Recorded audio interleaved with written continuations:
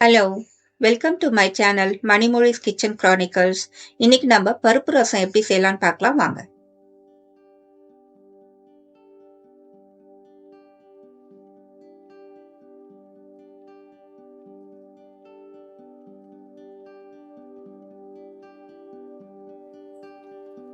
இப்போ நம்ம ரசம் தாளிக்க ஒரு கடாய் வச்சு அதில் கொஞ்சமா எண்ணெய் சேர்த்துக்கிறேங்க.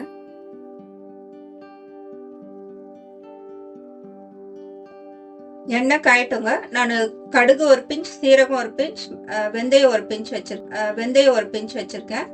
எண்ணெய் காஞ்சோன்னா அது இதில் சேர்த்துக்கலாம். இப்போ கடுகு, சீரகம், வெந்தயம் எல்லாம் சேர்த்துட்டேங்க. அது கொஞ்சம் பொரியட்டும்.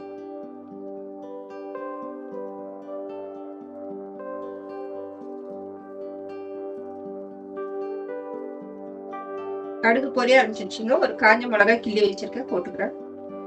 கருவேப்பிலை சேர்த்துக்கிறேங்க.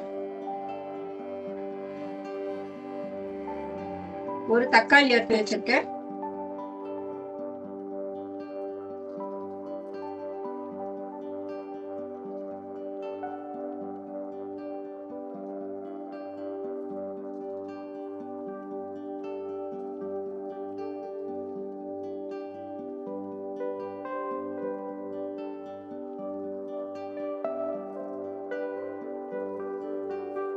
கொஞ்சம் பெருங்காயத்தூள் சேர்த்துக்கிறேங்க.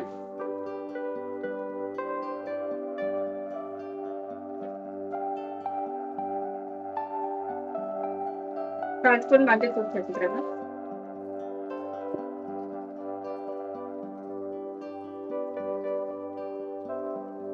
ஹாஃப் டேபிள் ஸ்பூன் உப்பு சேர்த்துக்கிறேங்க.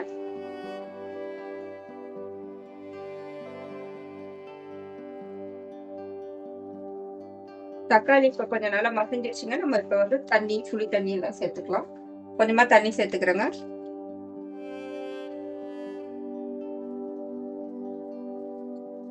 நான் ஒரு எலுமிச்சப்பழம் சைஸ் புளி தண்ணி கரைச்சி வச்சிருக்கேன், அது இதுல சேர்த்துறேன். 2 பல்லு பூண்டு நசுக்கி வச்சிருக்கேங்க, அதை சேர்த்துக்கிறேன்.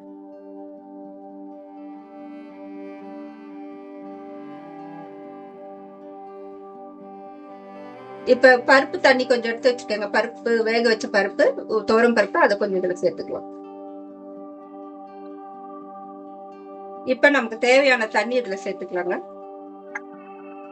ரசம் இப்ப நல்லா கொதிச்சிருச்சுங்க. நான் வந்து ஒரு டீஸ்பூன் ரசம் பொடி எடுத்து வச்சிருக்கேன், இது நான் இப்ப சேர்த்துக்கிறேன். ரசம் பொடி இல்லாதவங்க அப்படியே இதோட நிறுத்திட்டு கொத்தமல்லி போட்டுக்கலாம், இல்ல கடை ரசம் பொடி சேர்க்கறதுனால சேர்க்கலாம். அவ்வளவுதாங்க, ரசம் முடிஞ்சது. ஒரு கொதி வரட்டும், நம்ம ஸ்டவ் ஆஃப் பண்ணிட்டு கொத்தமல்லி போட்டுருவோம்.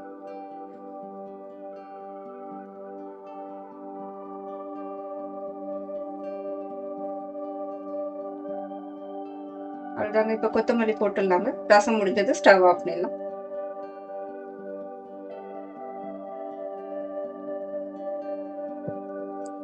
அவ்வளவுதாங்க, நம்மளோட பருப்பு ரசம் முடிஞ்சது. இது வந்து சாப்பாட்டோட சாப்பிடவும் நல்லா இருக்கும். ரொம்ப சளி பிடிச்சிருக்கும் போது சூப் மாதிரி குடிக்கவும் நல்லா இருக்கும். நீங்களும் ட்ரை பண்ணி பாருங்க. உங்களோட ஃபீட்பேக்கை கமெண்ட்ல சொல்லுங்க. லைக் பண்ணுங்க, ஷேர் பண்ணுங்க, சப்ஸ்கிரைப் பண்ணுங்க. தேங்க்யூ. நெக்ஸ்ட் வீடியோல பார்க்கலாம். பாய்.